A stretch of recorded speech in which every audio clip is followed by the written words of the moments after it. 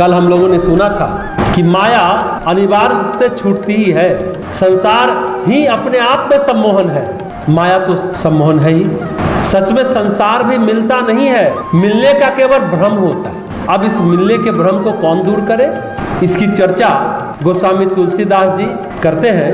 उस चौपाई को जरा हम लोग सुनते हैं। सुनि मुनि कह पुराण श्रुति संता, मोह विपिन कहू नारी बसंता। जब तक नेम जलाश्रय झारी, होई ग्रीष्म सोसई सब नारी। भगवान राम नारद को कहते हैं, हे मुनि सुनो, पुराण वेद और संत कहते हैं कि मोह रूपी वन को विकसित करने के लिए स्त्री यानी माया रूपी स्त्री बसंत ऋतु के समान है। जब तक नियम रूपी संपूर्ण जल का जो स्थान है, स्त्री ग्रीष्म रूप होकर सर्वथा सोख लेती है। बहुत अच्छी अच्छी उपमा गोस्वामी तुलसीदास जी देते हैं। बसंत ऋतु में क्या होता है? खूब फूल खिलते हैं, खूब वन विकसित होता है।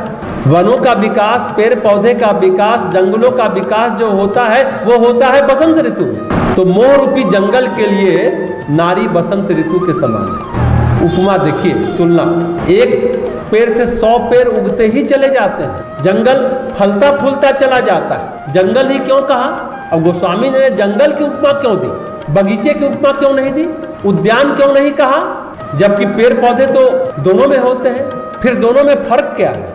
बगीचे में भी पौधे हैं पर उसमें कोई भटकता नहीं है, पर जंगल में सब भटक जाते हैं लगभग।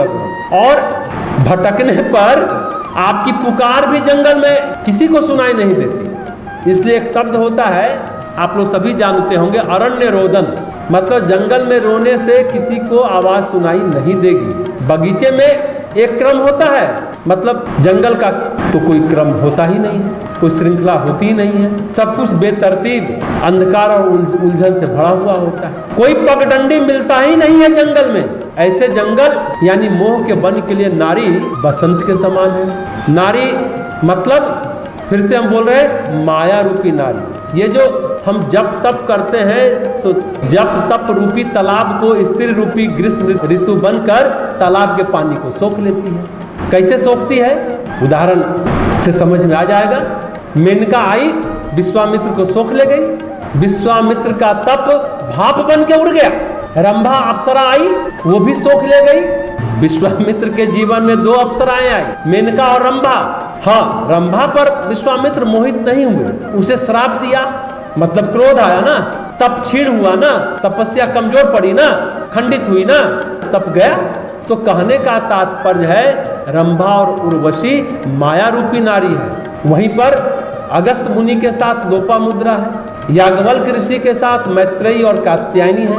उन्होंने तो अगस्त और याज्ञवल्क्य का तप नहीं सोखा, इसलिए पत्नी को सधर्मणी कहा गया, जो हमारे साथ साथ धर्माचरण करे।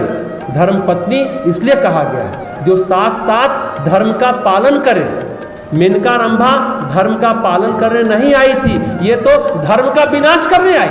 इसलिए गोस्वामी जी कहते हैं अति दारुण दुखद माया रूपी नारी। अति दारुण दुखद माया रूपी नारी। ये माया रूपी नारी बहुत दारुण दुख देती है। हाँ, धर्म पत्नी सधर्मणी की बात नहीं करते। सधर्मणी तो सीता भी है ना। आजकल के लड़के लड़कियों स्त्रियों को देखें तो भांति भांति के सौंदर्य प्रसाधन का उपयोग कर बढ़िया मस्त घूमती रहती है। और लड़कियां जो लड़का तलाशती है गुण नहीं धन तलाशती है। माँ बाप का इकलौता है या नहीं, हैंडसम दिखता है या नहीं। आज लड़का नहीं, पॉकेट मनी चाहिए, ऐश मौज चाहिए। और लड़का को क्या चाहिए? दहेज चाहिए भरपूर। और सुंदर एकदम हीरोइन से तो कम होनी ही नहीं चाहिए लड़की। 5 फीट 4 इंच की चाहिए। मनीषा बोलती है ना, लड़की नहीं लकड़ी चाहिए। आजकल के लड़के को अपने 2 हाथ से कमाकर साधन सुविधा नहीं जुटाएंगे, दहेज से ऐश्वर्य जुटाएंगे आज के लड़के और मौज करेंगे।